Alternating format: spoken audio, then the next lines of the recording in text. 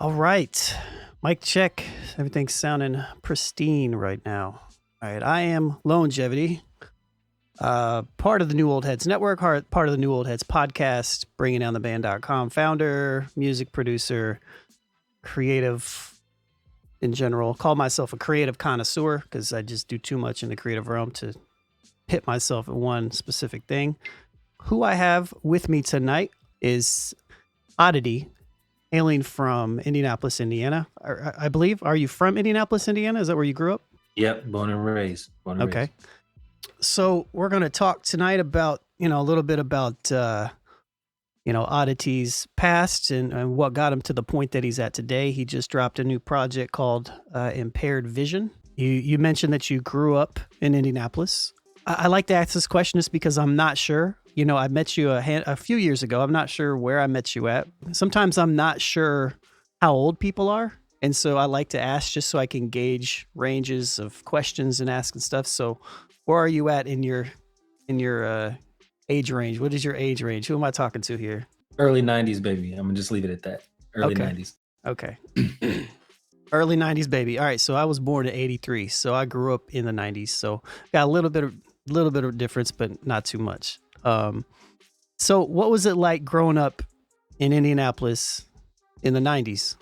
Man, I would say, obviously that's like for me, like that is where the interest in music, not just hip hop, but music, but particularly hip hop. And then I just remember like cassette tapes. That was like the first way that I ever recorded. I would take a already used cassette tape, and I had the double track one where you can record over it. So I would record like the Mickey Ficky mix and like and I think it was at 5 o'clock, and then I would go home and write some stuff and record over it. So the 90s, man, that's where it all started. So how young were you doing that and writing? Man, had to be like 7, 8, 9, something like that. That's mad young. And I don't even think I was writing at the time. Like I wasn't even aware of like freestyling, but I was freestyling apparently because I wasn't writing. I was just saying some shit over it, and really didn't start writing until like high school days. What side of town did you grow up on? West side, like Lafayette, 30th Lafayette area. Okay. I'm not overly familiar with the west side of Indianapolis. I grew up in Anderson, so about 30 minutes away, give or take. And I moved to Indy in 2008 or 9. I got a job here, graduated college, did all that good stuff, and then started my musical pursuit, if you will, on a serious level. Here in Indianapolis, as opposed to a small town, in Indiana. Did you go to Anderson for college? No, I actually went to Purdue, but they have a good music program. Do they? Anderson, I think they do. Yeah, I dated somebody that went to Anderson University for a while, and I actually lived on Anderson University's campus, like. I don't know who's listening that knows Anderson, Indiana, but I lived right off of college and before you get up to university. So I lived there for 3 years. I got a lot of musical memories from that area. But I played used to play in high school summer basketball up there. They had a basketball league at Anderson University. So we used to go up there every summer. Yeah, we're definitely a basketball town too. When I was in high school, when I was a freshman, it was 97, and it was right when Anderson High School and Madison Heights consolidated. So two of our high schools combined into one, and we were already a basketball city, but we became a powerhouse. And that year, I think we were ranked in the top 10 in the nation at that point in time. And so many of us we just grew up with basketball, the wigwams there and all that good stuff. And did you play a lot of basketball growing up? Yeah, I played all the way through high school. Would have played in college, but soccer is actually the sport I played in college. So I was mainly a soccer player. Hmm. Where'd you go to college at? So I went to USI, down in Evansville. Okay. Yeah, I had some friends that Hmm. went there. Soccer and basketball, man. I can never get into soccer too much because there's a lot of running involved, and I know there's a lot of running with basketball too, and but it's just not. The field is just so massive, so And it's there's definitely. breaks. Hmm. Basketball I has guess. breaks. Soccer just nonstop. Yeah. Do you still play at all? Since I've been down here, I haven't. But before I I actually really played up until what is it, 5 years ago. I had a stint like with Indy 11 in preseason, and Hmm. so I really been playing competitively up until 5 years ago, and then I do like adult men leagues and stuff now. But Right. So what? Just explain to me a little bit more your soccer path a little bit. after college, um, I bounced around some semi-pro teams. I played like all over the Midwest and lived in St. Louis, Louisville, Cincinnati, Michigan, um, different places. And then I was able to get uh, Indy 11. They had like a reserve team for players that were younger that didn't like come straight out of college and go pro. So I was able to get on that team, and we traveled around and played in a league. And the the benefit of that team is that you have the coaches from the pro team that come and watch, or if players get injured, they pull players up to train. Um, and so that's how I got my chance. Uh, I got pulled up and trained when they were injured players, and that happened throughout the rest of the season. And then the off season happened, and they invited me into preseason the next year. So I was with them for about almost 2 months. And I was also in grad school at the time. So, being in preseason and not actually being on the roster, it just ended up not being worth the time to keep going. At the time I was at a crossroads because I was about to finish grad school, and I was like, do I keep grinding this out? Because,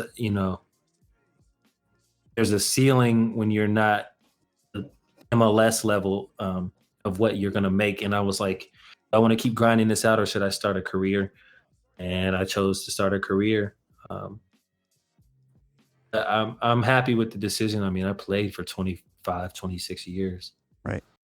When did you start getting good at soccer, and when did it seem like something that you were going to like seriously follow as a passion, that could be something that, you spend a lot of time into and you get a lot out of? In high school, it was like neck and neck, basketball, soccer till through sophomore year. And then we had a coaching change in high school, and the new coach, we just butted heads in basketball. So after my junior year, I didn't play basketball my senior year, and I focused on travel soccer, club soccer. So I would say, like, as soon as I stopped playing basketball, that's when I knew I was putting all the cards in the table for soccer. And um, club soccer, I mean, it's like AAU. It's essentially the same, where you playing in the summer and you're traveling. Um, so scouts are everywhere, and I opted to stay in state. One, because grades weren't the greatest. There were some schools that were private schools, but grades weren't good enough. And for two, I had can't even remember what it was called, but it was some type of grant in high school for low income. If you maintain a C average, it pays tuition. So that was the main reason I went to USI, and uh, that was kind of a shock going down to Evansville. Interesting. It's interesting how you can still be in Indiana, and people on the outside would look at Indianapolis and be like, "Oh, I have this preconceived notion of Indianapolis, like my friends from New York or wherever." And then you can live in Indianapolis and go to Evansville, and it's like levels to it.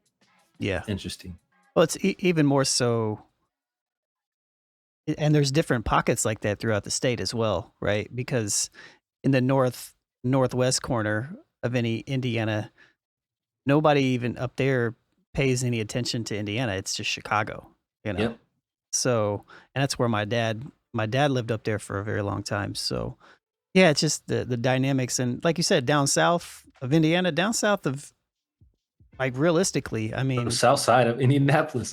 yeah, it's like from there on, it's different. Except outside of like Bloomington, you know, it's like And that. that's like right outside of like Bloomington proper is okay, and then right outside of there it gets iffy. Yeah, it's a very interesting place. I remember so I was in, I don't know how much you know about me and my past, but I was in a crew called Cut Camp for many years, and we used to do festivals. And after the 2-man group I was in called Hinks Jones, after we stopped like making new music, we would do a bunch of like shows with a bunch of homies that we used to do shows with back in the early 2010s, like the Proforms, which was Joe Harvey and Ace One and Big Skits and DJ Spools and Scoot Dubs and Black Eddie and all that. But anyways, with Cut Camp, we used to do Bloomington shows out in the middle of nowhere. We headlined this. I don't even say headlined. I mean, we were kind of a headliner, but there is this festival called Nabru in Narbonne, Indiana, which is like in the middle of nowhere, and we were like the only hip hop group in the entire festival. So it's just, I've been there before. So it's yeah, Indiana is a very interesting dynamic. I'm still interested in your soccer stuff. I want you to tell me a little bit more about this. So, because you said that you had a little stint with the Indiana 11 and stuff like that. So you went to college, you went to Evansville, which was it like a culture shock for you when you went there at all?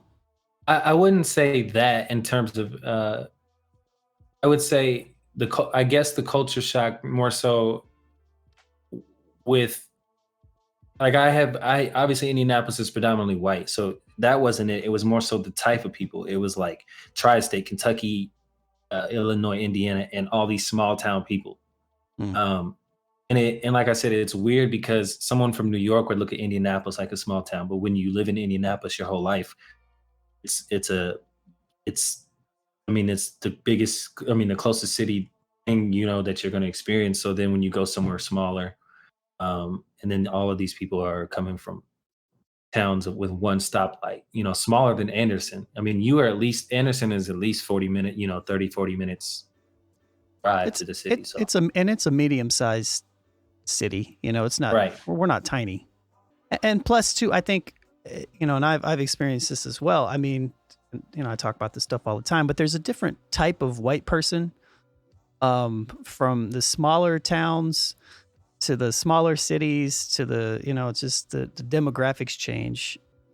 For anybody kind of following along, I think we're kind of hinting at that a little bit, but I've never actually been to Evansville. I know people that live there. I know people that have went to college there, but I don't know like what the town is like. Is it kind of a liberal type town in relations to like Bloomington, or is like where it's got that pocket, or is it completely different? So Evansville is actually, I think, the third largest behind Fort Wayne. So it's got a little downtown. It's off the Ohio River, so it's decent size, but I'd say probably 200,000, maybe 150,000. Okay. But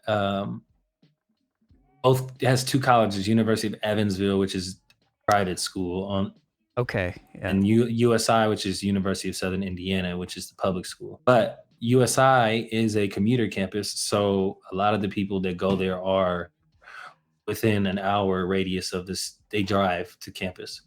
So there was maybe 3,000, 4,000 on campus.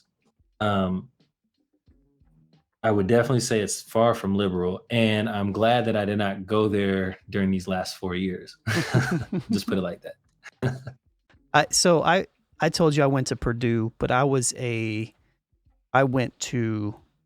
didn't actually live on Purdue campus. So when I maybe had something similar to what you did as far as like grants. I got a couple grants to go to Purdue, and so I went to Purdue Extension. So I went to a Purdue Extension in Anderson for 2 years, and then I transferred to IUPUI, then I transferred back, and then I ended up, I think one semester I had classes literally in Kokomo, Indianapolis, West Lafayette, and Muncie.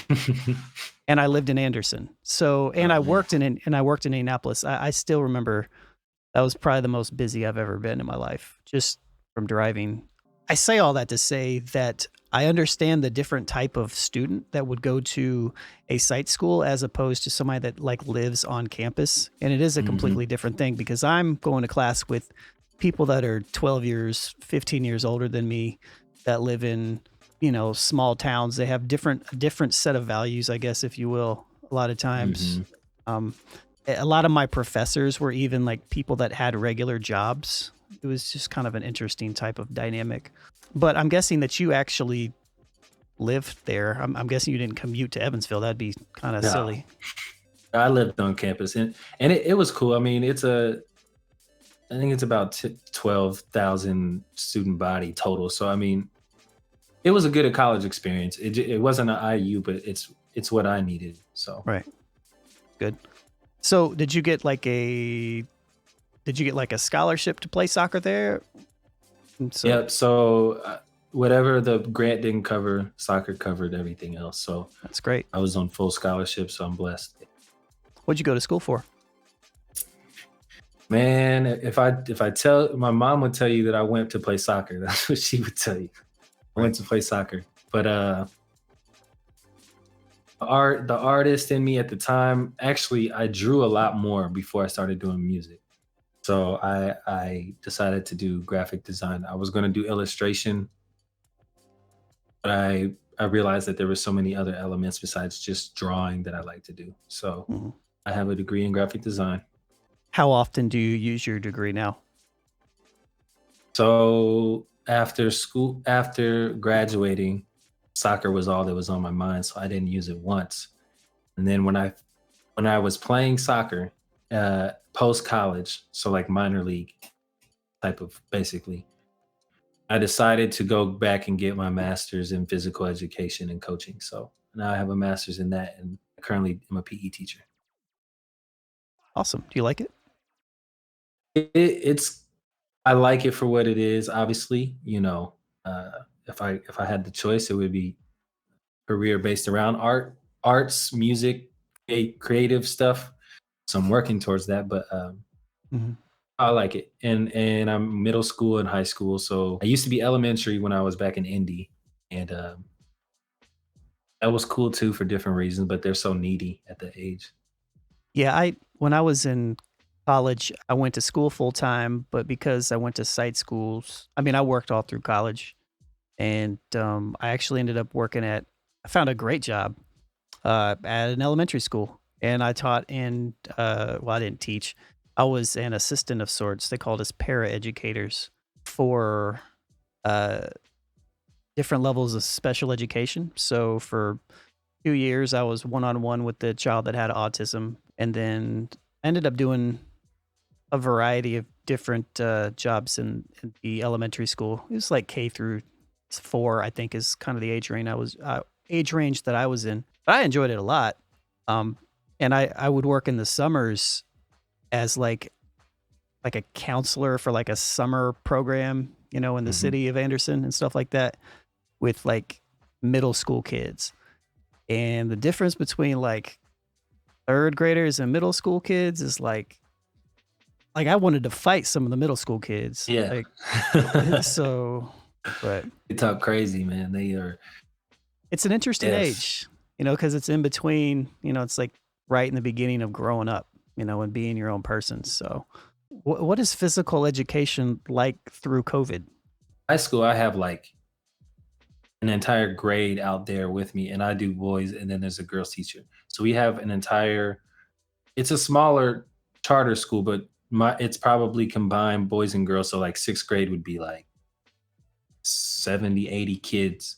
So there's not too much you could do even pre-COVID, but no equipment that they can use with their hands. So we have soccer balls. They play like capture the flag. They do games where they're not exchanging equipment, I guess. Right.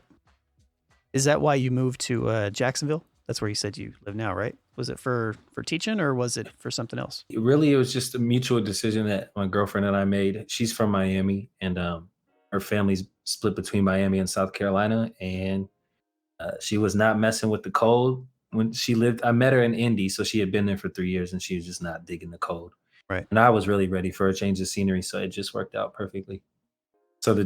the job was just kind of like a I mean, just finding a way to have money to survive. Right. So So did you guys just settle on Jacksonville, or did she get like a job there, or how was it? Just pick a spot on a map? I think she really had been. That's a place that had caught her eye for a while. It's kind of like Indy. It's about literally the same population, and it's right off the ocean. So it's kind of like an Indy off the ocean.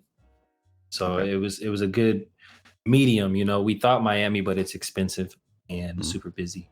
Where we are right now, it wasn't a good fit. So when you were in college, you're playing. You said you were majoring in soccer, and you did a little bit of graphic design. When and all that did you start like tinkering and like recording music and stuff like that?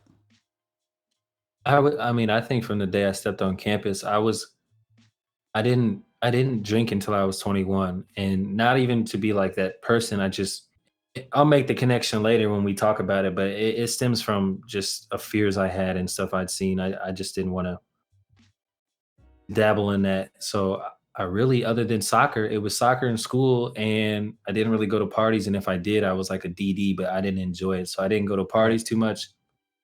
So when I was home, I was, uh, like I said, I had a little PC and a mixed craft, and I taught myself how to record myself. And then I got a trial of Pro Tools. So I just really taught myself how to.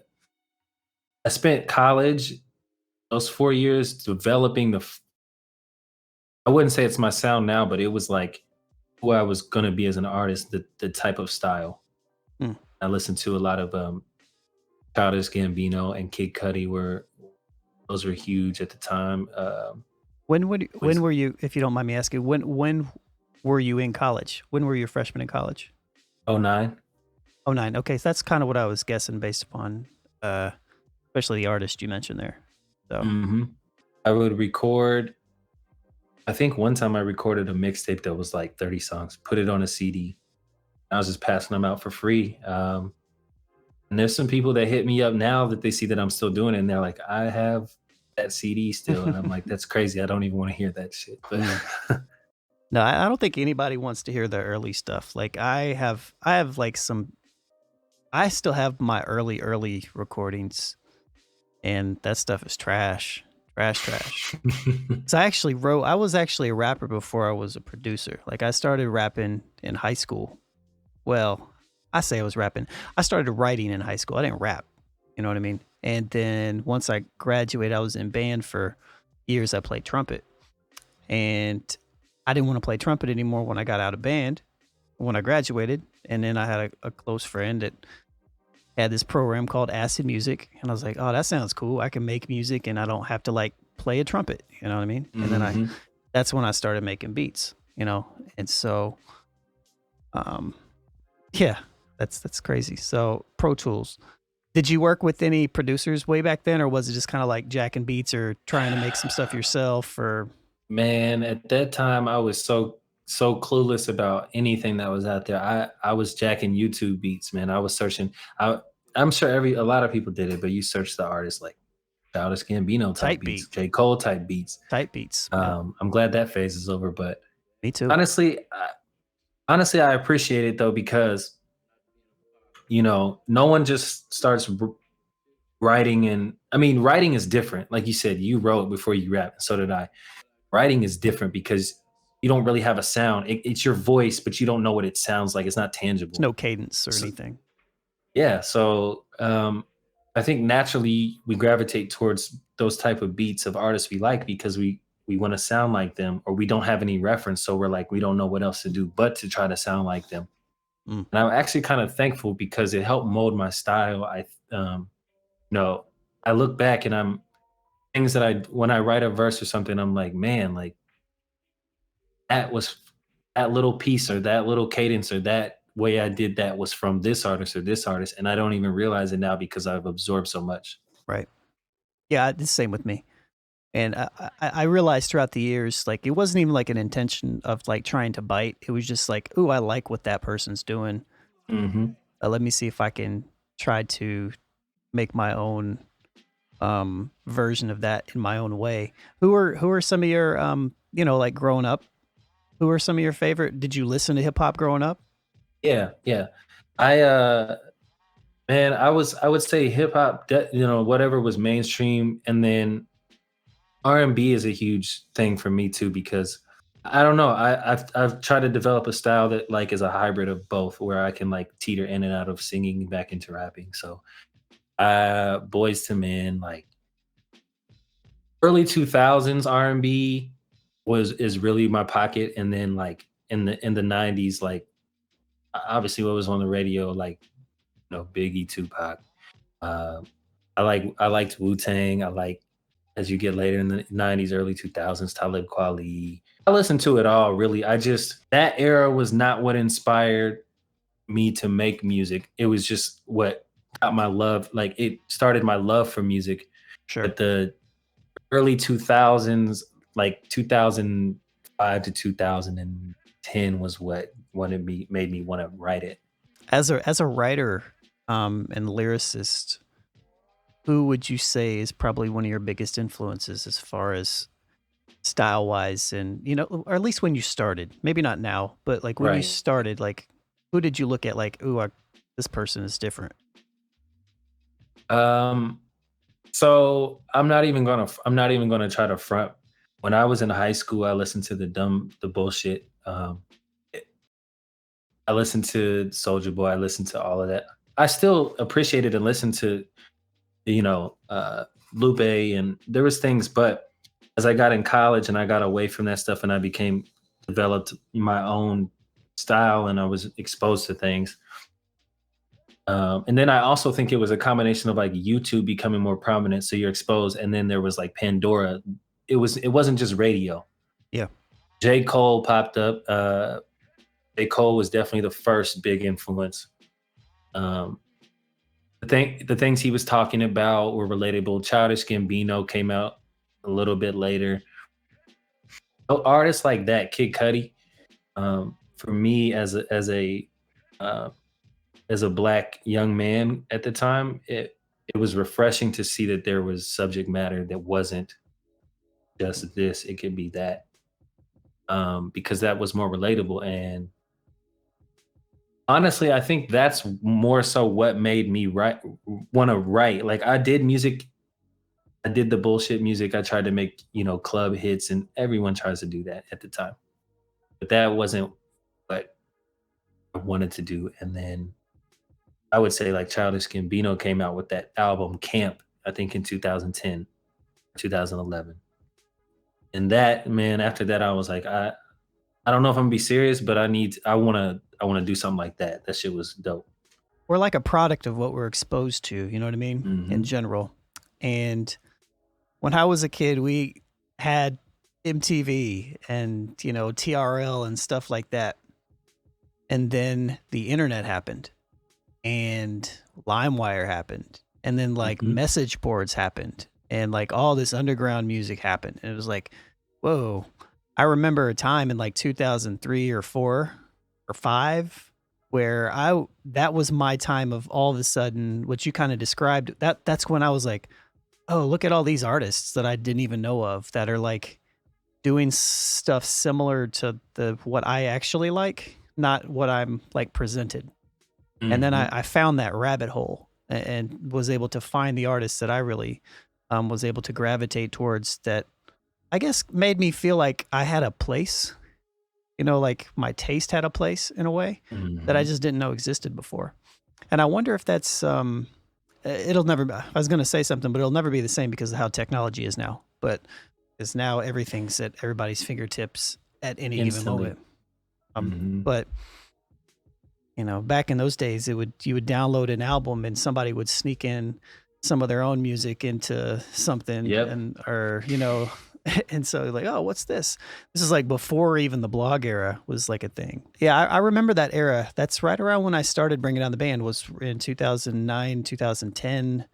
You know, the heart of the blog era was the early Gambinos, Coles. You know, the when Kendrick was tiny, Yeah. tiny when he was tiny. You know, like he looked like a kid next to like J Rock and them, and you know, the early Mac Millers. You know, the early like Sky Zoo, Wiz like Khal- yeah. yeah, Wiz. Yep. Because Mac got big basically off of Wiz. So that was definitely an era, definitely a time, and it's always I really enjoy talking to. One of the main reasons why I asked you how old you were was to kind of gauge, one, you know, the era you grew up in, but also like I like to follow when music hits certain artists at a specific time and like what was happening in that era. So as soon as you started naming Cudi and early Gambino, I was like, all right, cool. That means that 2008 to 2010 was your time. You know, it's like when that happened. That's always interesting. Like my time was like 2003 to 2005, you know? And so it's just, I remember I got hip to Fonte from Little Brother, and I was like, who is this guy? You know, like he's still my favorite artist to this day. You know, Common, I knew about Common, I knew about J Dilla because my favorite hip hop album is Like Water for Chocolate. I didn't know Dilla produced it, you know, like until years later. It was just that I remember finding Ninth Wonder's production for the first time. Like, who is this guy? He's sampling using Fruity Loops. Like nobody did that back then. People used to clown people that made beats on Fruity Loops. That era, 2005, for me, I'm trying to think of a quote unquote conscious who I was listening to aside from the radio, because 2003 to 2008 was music, like dance themed, like absolutely D4L, Soulja Boy, Lil Jon was big during that era. Yep, the definitely. Yin Yang Twins, you know, was kind of Bone Crusher. I don't know, like, did Bone Crusher have more than one song though that people Man, like he knew? had. I'm not even gonna lie. I got the album off. I mean, that's what you did at the time. You bought the album based off the single, and he had some gems on there, man. But I think it was just a one album wonder. I remember. I mean, everybody knows "Never Scared," right? Because that was this huge hit. And then he had the remix, which not everybody knows that Killer Mike was on that remix. Which Killer Mike had a complete career resurgence in the last, 8-10 years. Really 7 or 8 years. Man, I forgot that. I forgot the remix. That was so crazy, man. Getting the CD and waiting for having the one with the remix on it was key. And that makes me think of actually the first artist. I take that back. The first artist that I would say I've drawn influence from was Ludacris. I had the Word of Mouth album when I was in 4th grade. Too. And my mom, she didn't know it was, it was. She didn't know it was explicit content. So I was blasting that in the boombox. She was like, what did that say? Luda was kind of an anomaly at the time because I say this, and I'm gonna preface this a little bit, but there was this whole stigma for artists from the South that they couldn't rap, right? If you're not from the East Coast or you're not these dudes, you're not really about bars and being able to rap. And Ludacris had so much style but bars at the same time. He was just he was a beast. Those first few projects he put out were they were great. And I tell people, I put him in a lyrical category. And I was talking to someone about this. It's like, there's a difference between making club music and making suggestive music or making music that's suggestive versus just nowadays. It's like, I'm just going to tell you all the things that I'm going to do versus Ludacris was clever. And he disguised it so kids could listen to it. Adults knew what he was talking about. And that to me is, Exactly. Shrek is ahead of. I watched that now, and I'm like, I did not understand Yeah. any of that. I think that's been lost. You know, that whole, I don't know if it's been lost or if it's just not necessary anymore. I do think it's necessary, but I feel like that creativity, I think artists were doing that back then because they had to find a way to cleverly get their music played on the radio and on television, and to bypass all of the censorship guidelines and all that other stuff. And some artists were just great at it. Ludacris is one. There's a lot of artists from that era that were really good at it. But now that we're in an era where you can just put it out yourself, there's no middleman anymore. And I think we've kind of lost that creativity around being able to, it's almost like multiple entendres within your writing style. You know what I mean? Mm-hmm. Where do you stand on the lines of censorship and stuff being too much? What about Lil Nas X's new Montero joint? How do you feel about that?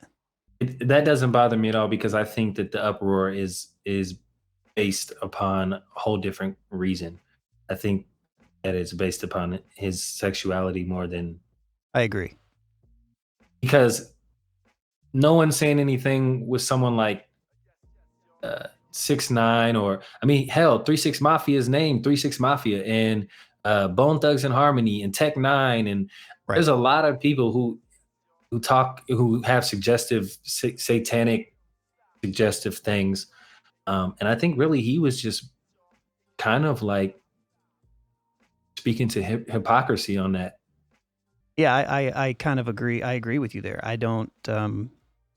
I think it's just a double standard, but more so to the point, I guess, about the other question. How do you feel about, you know, that type of content in general and how it has changed throughout the years? Do you think it's?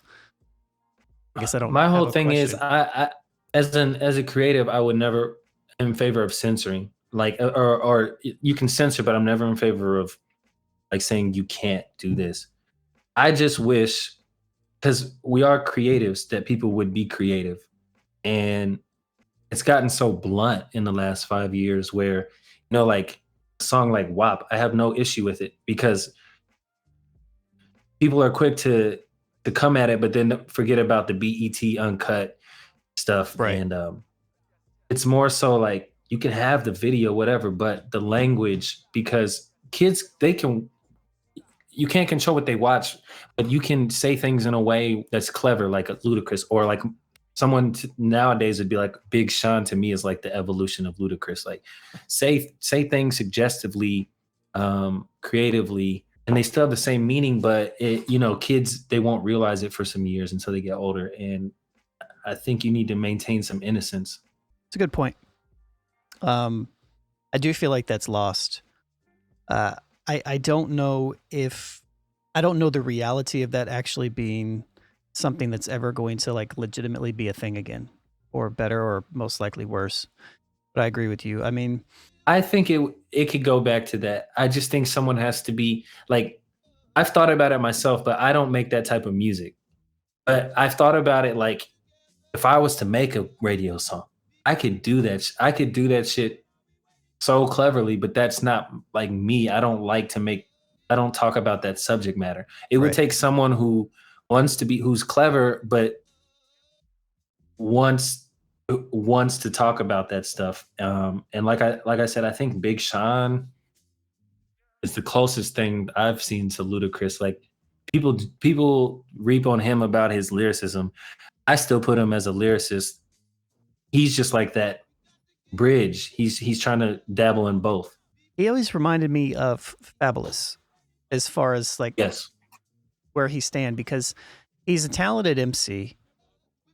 I don't really personally, I don't really like any of his music. I can't say Right. that, like, I can't name a Big Sean song. I can't name a Fabulous song, but if you put them on a track, Right. they're going to rap really well. They're going to make a really good record. But they kind of, it's like they're balancing this commercial, try to be commercial, try to be, I don't know what the other thing would be, but it's like they're balancing that a little bit. And I for think some it's reason, it's never really appealed to me, but, personally. I think people like that, their background is starting as being more lyrical, but realizing that you either need to be lyrical at that mainstream level. You need to either go all the way in and say like, I'm going to be lyrical, and then like the hits will come from that, or you need to say like, I'm going to teeter that line, and because I think if Big Sean, if he wasn't concerned about that, he's yet to make like a true lyrical conceptual album. He has moments, but I don't think he ever will, because he knows where his niche is, and he knows where his money's coming from ultimately. Which is smart for him as an Smart. artist. Yeah. Do you think that there are actually hip hop artists that have reached such success based merely on their talent level and their lyricism? Yeah, in a commercial realm. Yeah, I think I was talking about this right before I moved with a group of guys, but I think J. Cole, Kendrick, Chance when he first came out, but more so J. Cole and Kendrick have stayed true for the most part to themselves, and particularly J. Cole, because he does a lot of his production, and a lot of his production up until KOD and his recent stuff wasn't so dynamic. True. That his hits came from his fans. It was almost like how it used to be when fans decided what your singles would be. Like you had your main singles, and then fans would decide once the album dropped like what the other ones were. And J. Cole and Kendrick, they don't sit there and say, I'm writing this song to be on the radio. Right. They make conceptual albums, and those songs just naturally come out. I think the one thing that I would say about Cole and Kendrick more specifically, is that Kendrick's entire product is there as well. Yeah. So you don't have to listen to anything that he's saying, any word. It could be, you could just listen to how he sounds and his cadences and the beats and how he rides everything, and you could enjoy his songs. His sonics are just great. Cole's early Cole stuff I thought was very simplistic. And that's not a knock, because I feel like it works. And a lot of times in productions, Kendrick does a really good job of taking something complex in production and still making it sound good. Cole is a perfect example, and I'm speaking kind of from a producer aspect. There's a such thing as overproducing, right? Where you just have too much in the beat and it just takes away from everything. Kendrick can make stuff like that sound good. Cole did a really good job early on of having sample, bass, drums, him. And it was just, and he maximized that from a creative standpoint really well. I feel like both those artists, though, are successful. I feel like lyrics and their lyricism is just a sidebar to their entire product, though. Somebody as far as maybe an Eminem, though, I would say that he is probably maybe the only artist I can think of to where he's just, it's everything based upon what he's saying. Yeah, literally his lyricism and his rhyme schemes and wordplay and all of that. It's literally him, as his craft is what has gotten. Yeah, I would agree, because I mean he did, early Slim Shady stuff was catchy, and I don't think he was making that to be radio. I think he was just being on his weird shit. And but then I think as his career has progressed, I think that he intentionally, I'm gonna get a Rihanna, or I'm gonna get somebody on the song, and it's gonna be a radio song. Yeah, no, I think so as well. And I'm not even a huge M fan. I like M's first album, or his first commercial album that he released with Dre. I thought that was great. That was. And he's never lost. Well, he's I don't know. It's subjective, right? It doesn't matter. But I've never been a huge Eminem fan, because I don't really like a lot of the production he picks. But I also think that Eminem, even though I can sit here and argue and say that he made this based upon the fact that he's just a straight lyricist, he's also a white lyricist as well. And he gets a lot of crossover fans that aren't hip hop fans to like his stuff. My dad likes Eminem. My dad only likes me, Tech Nine, and Eminem. You know what I mean? So and we all know that. Well, not all of us, but we know what that fan base is. You know what I mean? So, Mhm. um, so that's an interesting question or thought, I guess. Um, Yeah, now that you 'cause say it, I think Eminem is the only one purely based off of a production aside, like based off of his rapping ability yeah, at the mainstream level. Another one I would say he's not radio. He's more so. But the thing is, nowadays radio doesn't even matter. It's like, are you big on no, YouTube? Are you big on Joyner Lucas? He has now become a huge inspiration in a lot of realms, like his visuals and then his rapping. He reminds me of like if Eminem had better production. I can see that. I He always dumbs some things down. Eminem's a little more technical, but I always thought that, and I always catch flack for this, but I always thought that Royce the 5'9" is a dope Eminem. yes. Like, because I'm not a huge M fan. Like, I never take anything away from him as a rapper, but Royce is. I've been a Royce fan for a very long time, and he is absolutely amazing. And he has the knack to pick production that like fits him so well. But I can see the Joyner Lucas comparison. I can see that because he is very, very technical, but he's also very and he does pick better beats. I think the first track I heard from him was the what was it? The racist song where I'm he's not racist. yeah, yeah, yeah. There's definitely you can see the hints of Eminem in him, and I think he did he did good in taking those bits, but then like morphing them. To me, he's like if Eminem just was like chilled off of the being so super technical and was like let a little bit off of that and added some production. Right.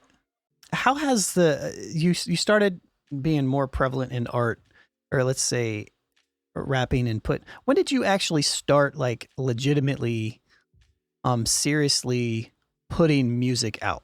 Like around what year was I know you mentioned that 2018 was kind of when you started maybe performing and stuff like that, but were you already pretty heavy into the artistry process before that, or when did that actually like really kind of kick in for you? As far as not recording myself, 2018 was the first time I recorded somewhere that was good enough where I was able to put a project on Spotify or something along that. Prior to that, I was recording myself and I had a USB. It was a good mic, but it didn't have an interface and it was um, through Pro Tools and I taught myself basic mixing and layering and stuff.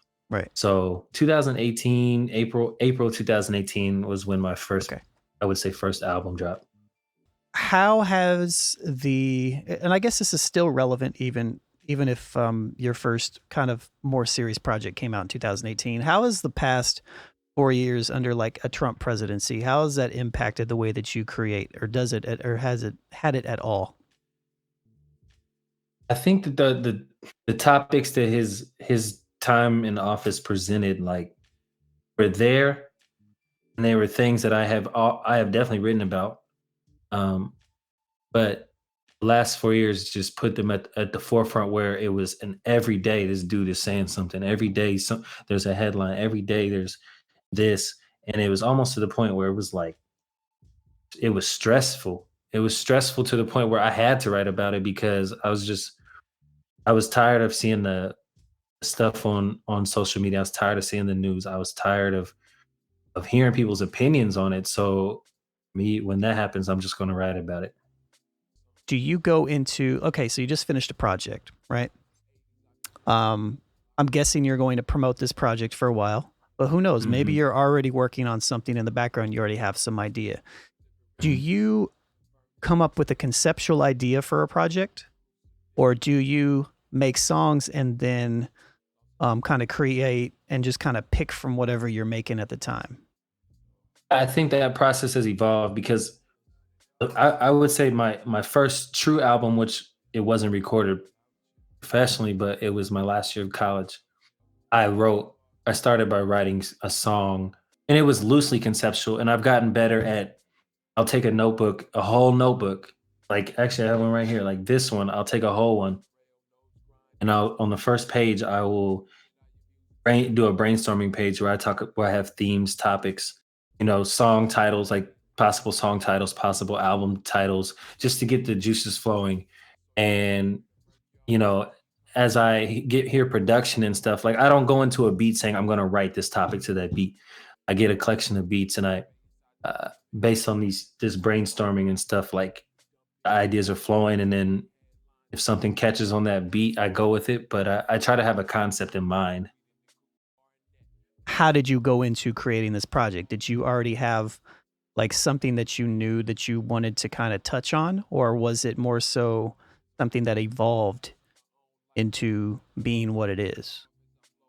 Since Ambino's second album, Because of Internet, I've always been intrigued by that subject matter he talked about. Um, so it's always been in the back of my head about technology and its effect.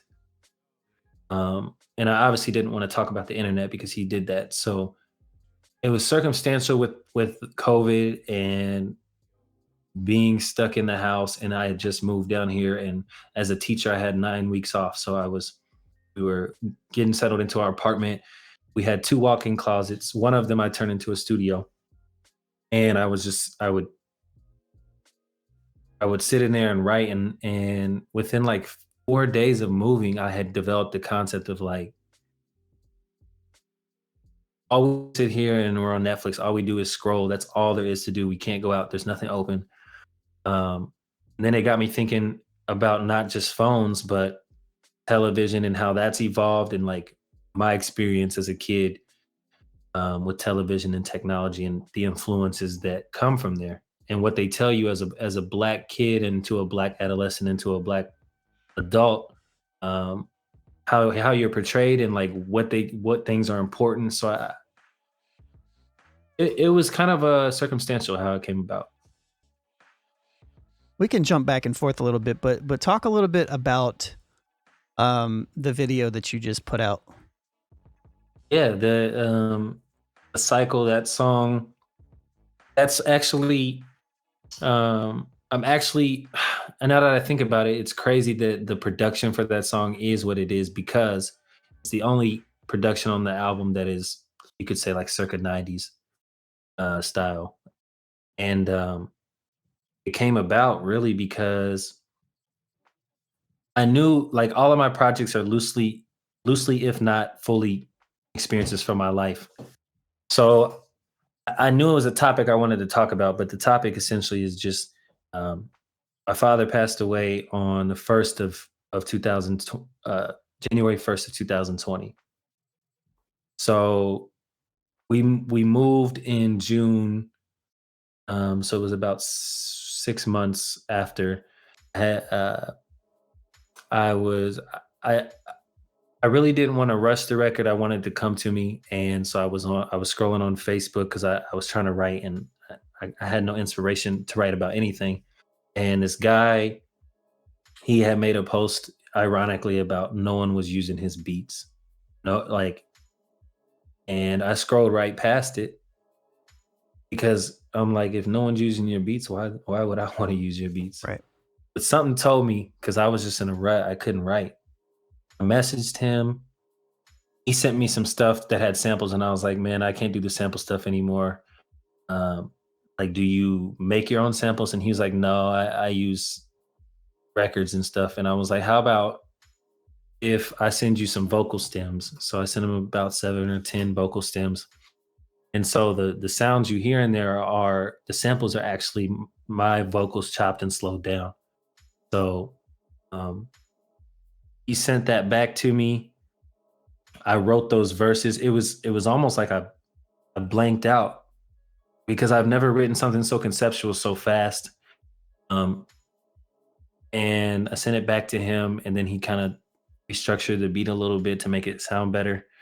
And basically, what you hear on the song as it is what it was. Obviously, better quality, but the video itself, working with a friend of mine from high school who moved out to Denver named Grant Warden, and he went to film school, and we both came up with this idea of uh, this I mean, as it's presented, where almost like it kind of reminded me of those.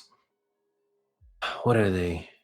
Where someone's being interviewed by in one of those cop shows, and they have their face blanked out.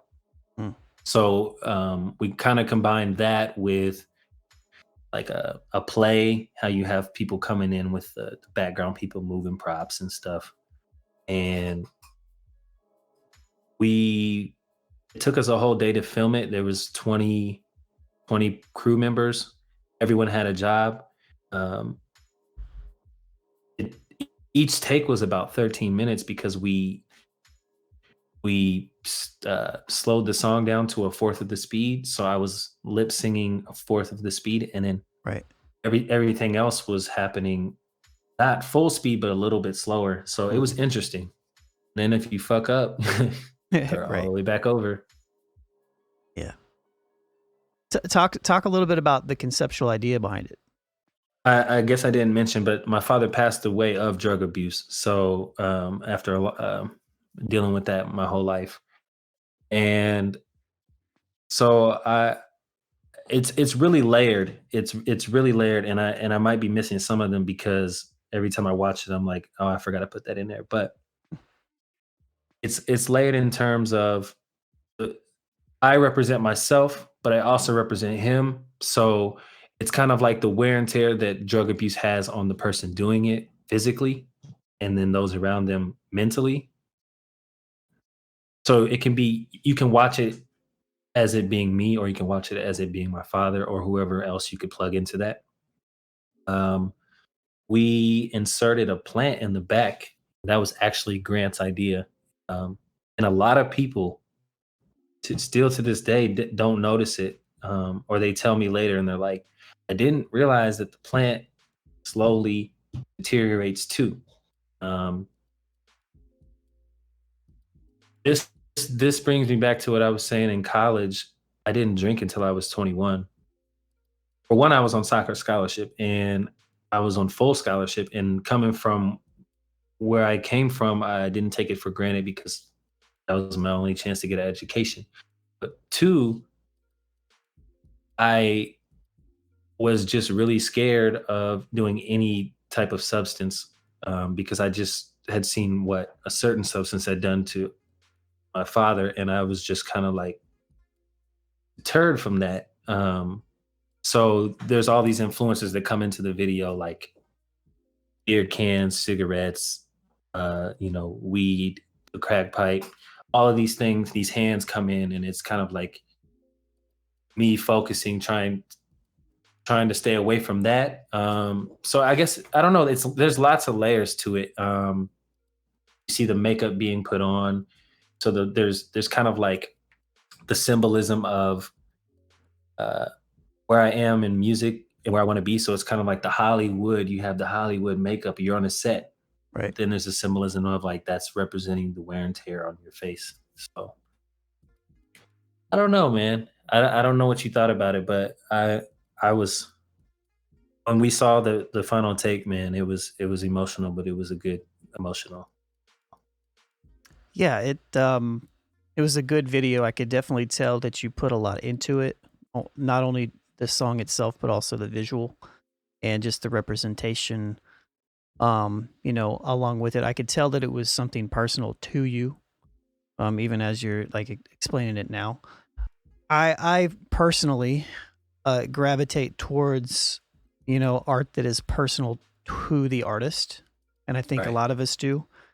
And so you telling your story however you feel like telling your story or whatever that is, I think that's where the best art comes out of.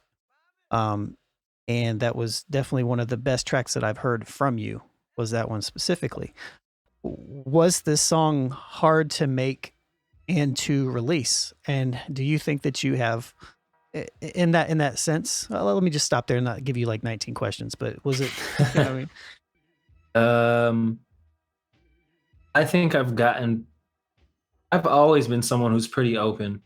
For me, the lack of performing was more so just not being ready in my product. Like I said, I like to I'm gonna do something, go full force. So me not performing until 2018 was me realizing that I just hadn't my sound wasn't there, and I just didn't want to half-ass anything.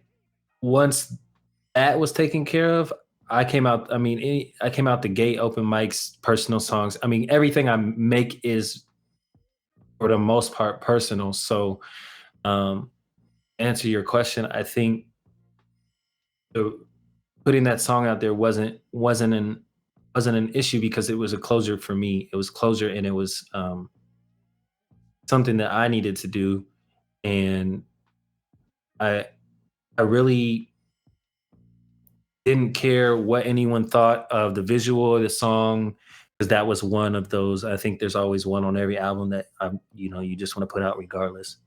So, but the feedback has been really good, and that's not has nothing to do with why it was made. I now that I look at it, I think it's a good tool to use for um, people that may be going through the same thing. And for some people, art is the best way to, you know, if they have a family member going through something similar or they've been through it. Sometimes talking to someone or hearing whatever doesn't do it. Sometimes just music or art is just Mm. the best way to put it. Growing up in Indianapolis, dubbing tapes, freestyling, rapping to it. I know you have a brother. Do you have more siblings, or is it just one brother? Just us, just me and Rhetoric. Yep. Is he And I older think than you? that's where I met you. He's younger. Okay. He's a year and a half younger. But I think I met you at Square Cat Vinyl. I think my brother was performing at one of Sonny's events he used to Mm, have every Thursday. right. I think that's where I met you. So who got into music first? Was it you or him, or was it kind of both you guys at the same time? It was probably simultaneous. I think in terms of like what you would consider it becoming more of like an interest to becoming a hobby to becoming like a craft that you do, he was the first one to step out in the public. But as far as recording, I was the first one. I got a laptop when I went to college, and it had like the old gamer mics that bend. I like hooked it up, and I think I used like Mixcraft or something. Hmm. And that's when I first recorded. But he was the first one.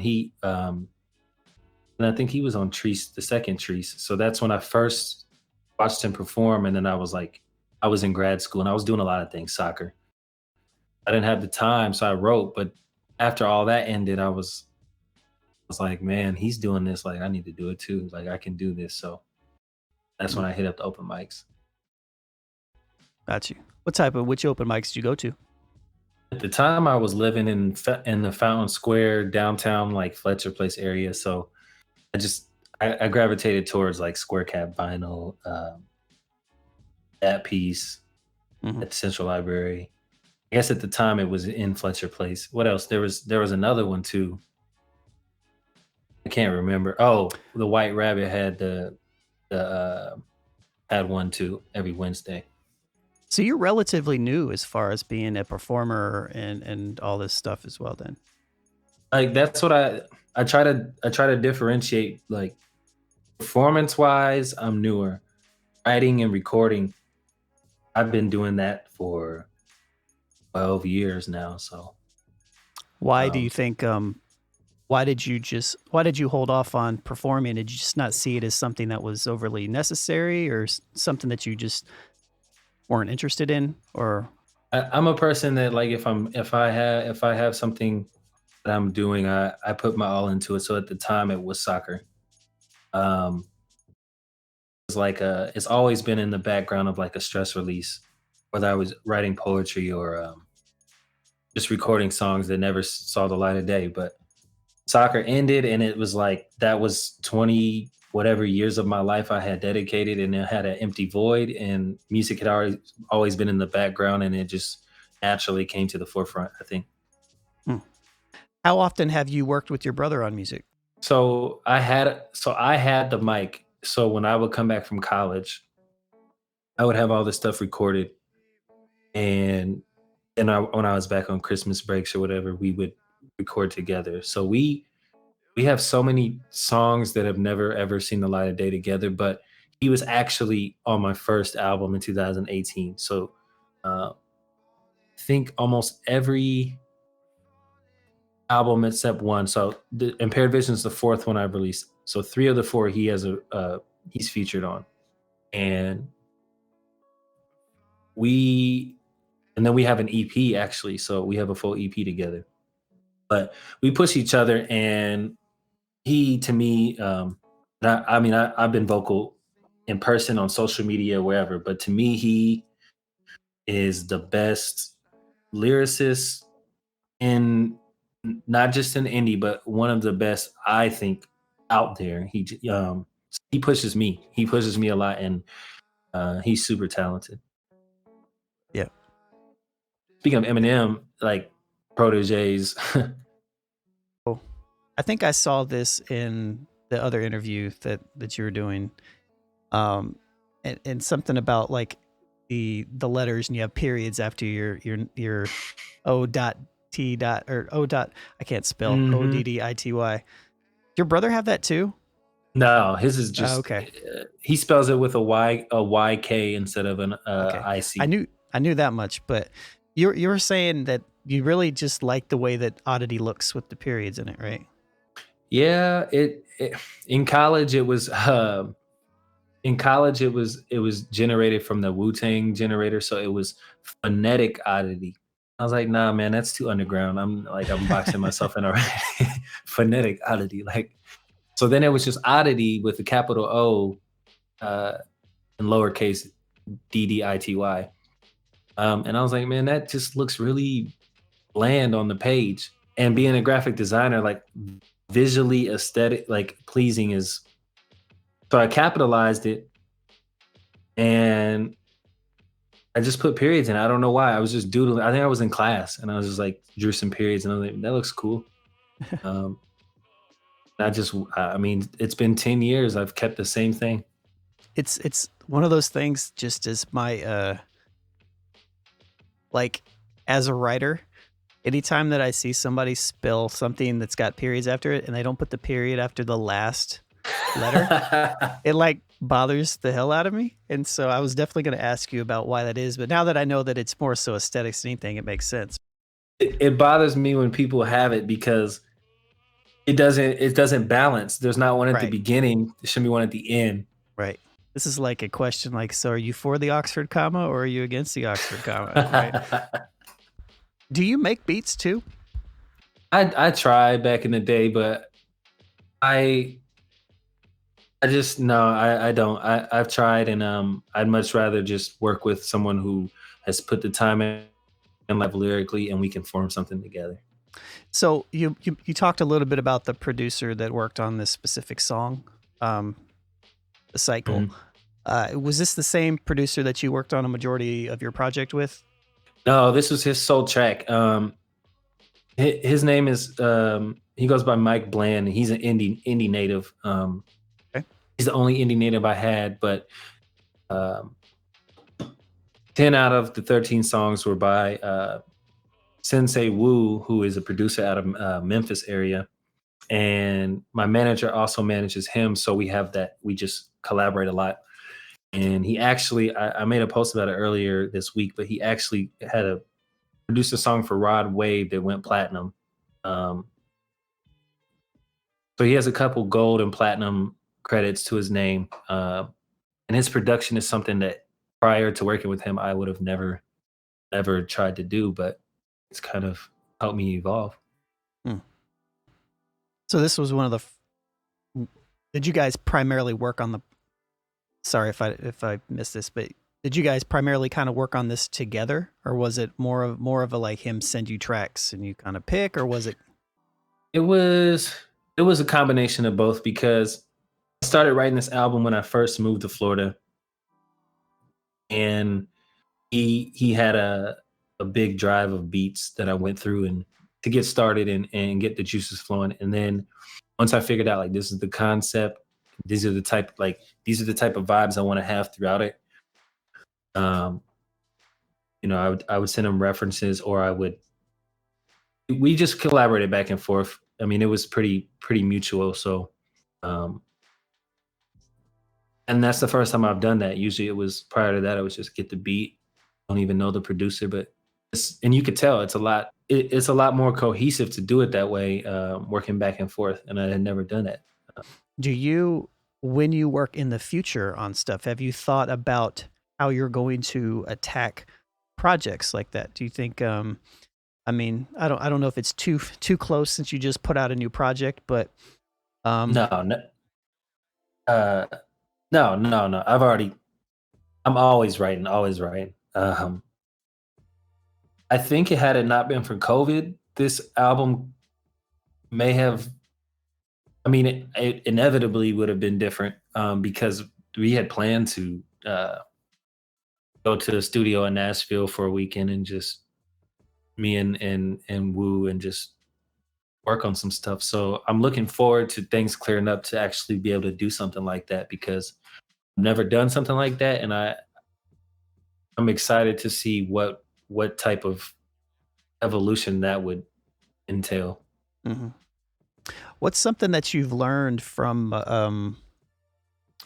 let's say, the music industry or just the whole process of being, uh, I'm guessing you're an independent. Are you signed to anybody as far as labels are concerned? Or I know you said you have a manager, but you're not assigned to any label or anything, are you? No, no, trying to go the independent route. But my manager, he has been in the industry. As a lawyer and working for labels, and so I've learned a lot from him.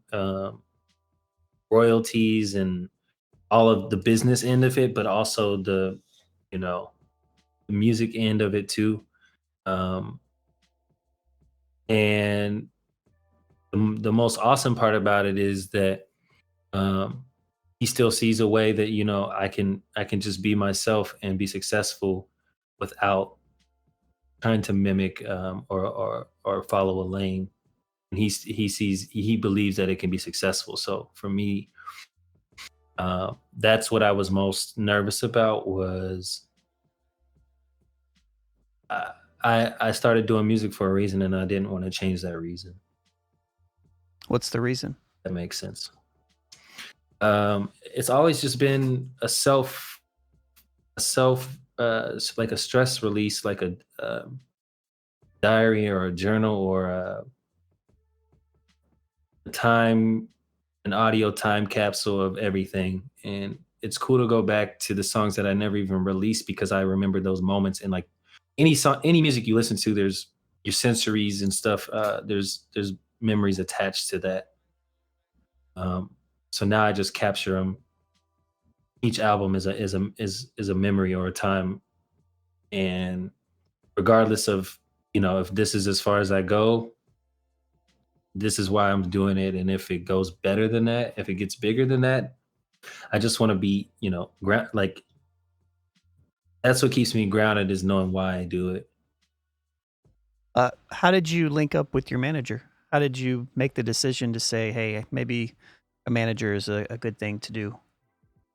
He is actually, uh, I mean, he's basically family. He's a best friend of one of my older cousins. So he's been around the family, and uh, I think 2018 when I first released my first project, we had some interactions, but I just wasn't ready. I wasn't ready. I hadn't fully developed my sound and hadn't performed enough. And then I also think when my father passed last year, um, I just made a decision that music is something that I wanted to give a fair shot, like I gave soccer. And so last April is when I decided to sign with him and work with him. And this album is the first major thing we've done together. What's the main benefit that you have, that you feel that you've gained from having a manager, at least for the first year or so? as opposed to working without one before? Is it just guidance, or is it something else? It's like a guidance, it's a mentorship, but it's also, since he's someone who's been in the industry, it's a guidance, but it's also, he gives me the freedom. He gives me the freedom to, but he gives suggestions, and he's got people in the industry he can bounce ideas off of music I have, or um the main thing is the business end of like making sure my royalties are straight, making sure I'm registered with, I mean, there's so many different sites. I didn't even, not even talking ASCAP and BMI. I'm talking like there's so many different sites that there's royalties just sitting there. Right. Even for artists like me who doesn't have a big cat, hasn't been doing it long. But so I don't know. I think this last year has really just been getting, almost like just getting everything set, the foundation, and then I think from here it's only up. As an independent artist myself, and somebody who has played on both sides of the field for a very long time, being somebody that's ran a media company in hip hop, um, also run a record label. I've put people's music out. I'd also been an artist, independent artist for a long time. I'm personally very interested in the moves that the artists around me that I'm somewhat affiliated with, or just know, even the people in my city in general, where I'm from, um, and curious how they're making moves. And I like the talking with Skip a couple weeks ago, and then talking with you.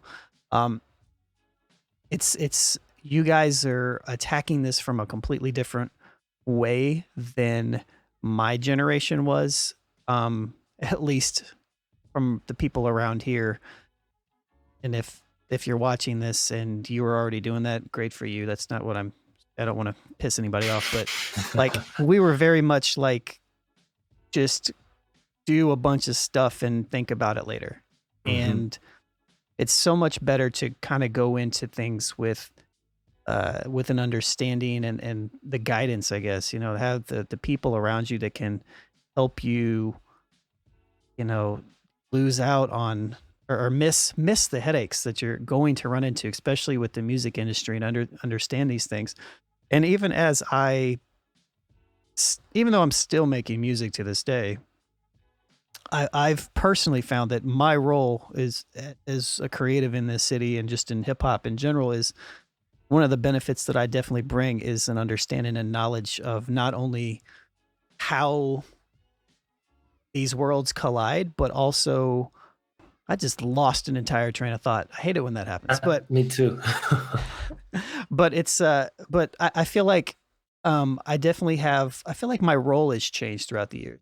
And at first it was hard to accept, but then I actually embrace it at this point in time. And I really do enjoy helping people get to the next step. And um, even if it's through talks or sharing or guidance and stuff like that. So to me, I didn't really have that coming up. So it's good to see like artists such as yourself with managers that you can trust, somebody that's in your family, people that are guiding people along the right paths, and creatives in that way. We didn't know what we were doing, a lot of us. So um, I wish I had the knowledge that I have now, like 10 years ago. It would have been great. But I guess I'm just ranting at this point. No. You mentioned earlier, you said you didn't want to sample anything anymore. What was your ideas behind not wanting to sample? I think I already know the answer, but I'm going to ask you anyways. It I guess I phrased it wrong. It's not that I love samples. I mean, that's those type of beats are what I first started on, but uh I think trying to establish myself as an artist is easier than, without trying to navigate the legalities of clearing samples. And there's been some samples on stuff we probably, I mean, we could, it's just, I don't know. I also don't want, like, there's artists like Kanye whose whole career was based off of the beginning of career is based off of samples, and I kind of want to come in with I don't want to have a career that's based off of of samples. I like to pay homage, but I don't want to. I want to do it strategically, if that makes sense. I want to have an Absolutely. authentic sound to start with. No, absolutely. And I think I think it's smart. To be honest with you, like I started as a producer. I was a sample based producer for a very long time, and I still sample whenever I feel like it. But in the last 5 years or so, even with the section leaders, the group that I'm a part of with Major Seventh and Grits now, which is we're mostly just an instrumental um, based group, but a lot of our focus is on licensing and complete ownership of everything that we do. And so we're musically talented enough, not even to toot my own horn, but we're talented enough to where we can do that, and we don't need that crutch. You know, that I feel like sometimes some producers, and I say this based upon the fact that I used to be a producer that had this crutch, right? I used to have a crutch where I had to sample or I couldn't make anything that sounded good. Like I'm not there anymore. So there's so much more that you can do when you own everything that you can do, everything that you have. And so that's, you answered it exactly how I thought. Yeah, go ahead. But I really wish that people would, producers would just get local artists to do vocal takes. You know, like just get a collection of, like, just have artists come in one day, and every, you know, you can split it how you want it on the royal or whatever, but just have indie particular, just every producer should be able to just have samples from the artist there where they can use them, and not, and then the artist can use those beats obviously without worrying about, I don't know, that's just a thought I had, because that's what we did A in this great idea. cycle. Well, I mean, even if you're, you know, you're working with, you know, other musicians, you know what I mean? Like bring in, I don't know, Jared Thompson or something to play Exactly. sax, you know, and chop him up, or Sleepy. I've talked to Sleepy before in the past from the Native Son about, you know, some drum breaks, and I've worked with artists in the past. I've done a handful of random things throughout my career as a musician, but I started a design company in like 2013 or 14 that lasted about 9 months before I killed the business intentionally. But I worked with people like Mr. Kinetic, you know, and Ted Somerville, who's a great guitar player, and I had plans to work with a couple other musicians locally to create sound packs from them, you know, that people could use. And I do think that's a great idea, almost of, even aside from what I was doing, but even just, it's not hard to, maybe I say that just because I'm good at building things, but it doesn't seem like it's hard it wouldn't be hard to develop some sort of system of music from artists that other artists could sample from, and then you could set splits up ahead of time. You know, there's already stuff like that around. I think TrackLib is kind of like that nowadays, you know, and stuff like that. But I think that's a great idea. It would probably bring a lot more awareness to the city in general, and to all the different artists that are a part of it. We have a very rich, I always say we, even though I'm from Anderson, but like Indianapolis has a very rich history of music, you know. And so it would be really cool to encapsulate or grab some of even the artists from the past and be able to reintroduce their music into some of this stuff. I think that's how people always talk about indie doesn't have a sound, and whether that's based on the fact that there's not anyone really mainstream or at that level from indie. But I think that would help develop a sound as well, if you're not pulling from outside sources so much. It's a good point. You're giving me ideas, and I'm an idea person, and I don't need anything else on my plate. But I'm going to write this down. You made a post recently, and I've seen this from a handful of people. I'm gonna put you on the spot a little bit. I already know which one you're talking about. Mainly because I just want to see where your head's at with it, and to kind of to clarify it. I think it's a good mindset to be in, but there's one particular part of it that I'm curious about. You said you have the most adaptive flow you'll ever hear. You've developed your own sound. You put your rapping ability up against anybody on the planet, and any other planets for that matter. Can rap on any beat created and make it my own. I'm done being quiet, easygoing, and polite as a hip hop artist. Now, I made a comment today on Twitter, and it wasn't based on your post. It was based Right. upon seeing 3 or 4 different people recently mention that they were no longer being humble. And I don't understand that. And so I don't necessarily think that that's what you're saying here by any means. But I want you to kind of clarify and tell me what did you, I mean, obviously you're a writer and you wrote it out very elegantly here, but what are you trying to make known by making this statement? So I don't think mine is based from the same headspace as probably some of the other people that have made. Mine isn't saying I'm done being humble. I think humbleness is just ingrained in me. It was more so like a self-realization. I study a lot of artists. I study a lot of artists that I like. I listen to them. I try to figure out how they did what they did.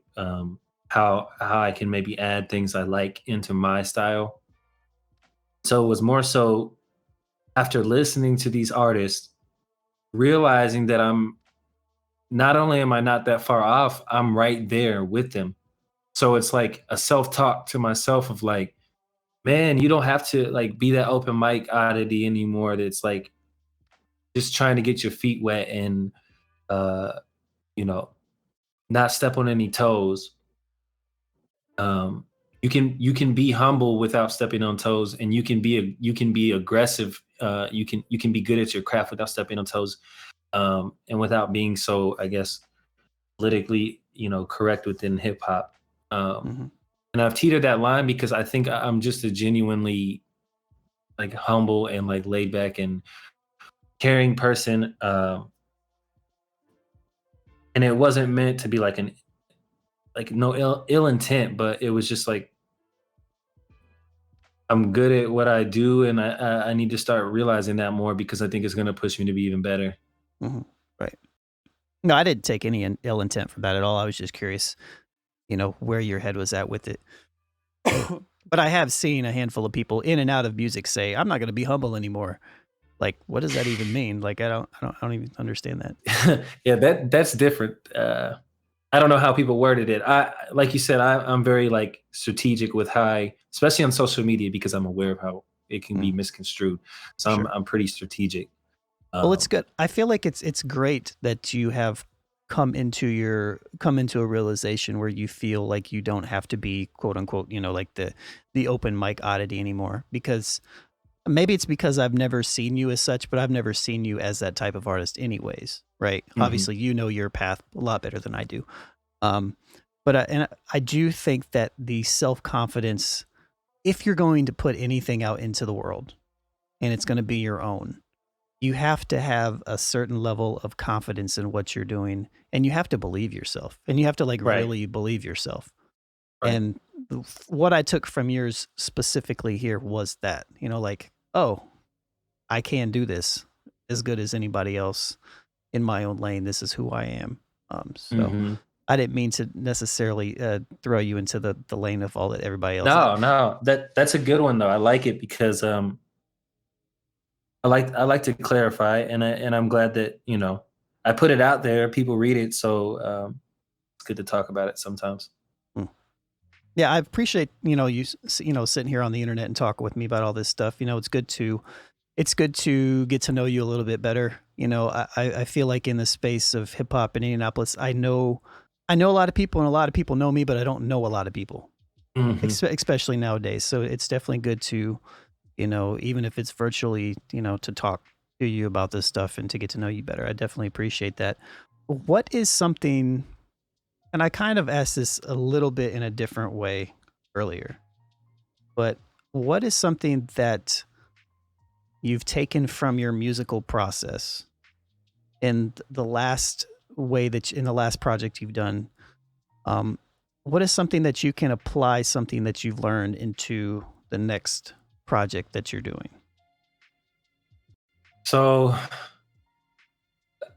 this is this is something I learned from working with my manager and his experiences.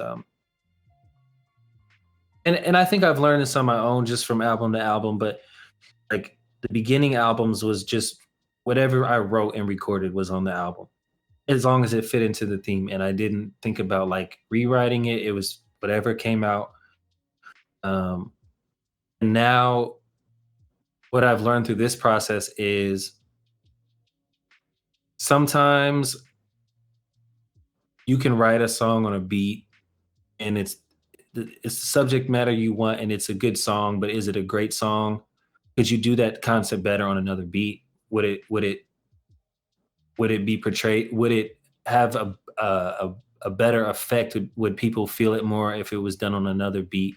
Um, so I've been learning patience of not the first thing you write might not be what and so the song was 13. The album was 13 songs. Originally 15 we cut to, but I think I wrote almost 35 songs for it. So I'm growing in that element of like it takes a lot of effort to get a really cohesive and sound project. I do know people that, like you said, that make album 30 songs in bulk and they choose. I guess I didn't do that per se. I did more like I make song by song. I sit on it. I'm like, okay, the subject matter, it fits the theme, but could this song be more dynamic if I found another beat for it and completely just scratched it? I'm not even saying like take this hook and put it on another beat, because when I write based like every beat it has unique sounds, obviously, and that's the way that I rap is pulling from different cadences and pockets. So I just scratch them completely and just start from scratch. Gotcha. And that makes sense too. I love remixing. That's probably my favorite thing to do. So I love the challenge of taking that and recreating that type of feel to like acapellas and stuff, It's always kind of weird to say this as we're talking about something that just came out, but also I'm curious, like what your short-term goals are maybe for the next year as well. But yeah. Yeah. So I guess the goal with this album and this project in this past year has been to kind of gain a following, however big it is, in a base outside of Indianapolis. Get to kind of erase that stigma of being local and to be seen more so as just a independent artist from the US. So I think that this project is doing that, and it is doing what it's meant to be. And the focus really is on trying to have a second album that once we have this base that we can, is a way more dynamic album that, could potentially be the one that kicks the door down as far as an independent artist and opportunities that come. Well, O.D.D.I.T.Y, sir, I definitely appreciate you coming on the show. I'm going to be releasing this to the world probably in a few days. My goal is Monday, but these things take a minute to edit. So who knows? But definitely wish you tons of success. And I'm always here for, any way I can support, in the future and whatnot. And so thanks everybody who has popped their head up in the chat. What up, Waffle House Pimp? What's up, sir? Good to see you. And D-Frog was here and the other people that were lurking from time to time. I am Lonegeveity, the host of Creative to Creative. I am a music producer, MC, overall just creative. On the New Old Heads Network every Tuesday night from 9 to 11 p.m. Eastern, we do the New Old Heads podcast live. It's a hip-hop talk show. Major 7th does the 7th Quarter, which is a sports talk podcast, every Wednesday at 8 p.m. Eastern, and I do this every first Friday now because if I do it every week, I will pull all my hair out because I'm already starting to bald a little bit, so I need to be careful with it. So thanks for watching. Thanks, O.D.D.I.T.Y, for joining us, and we will see you next time.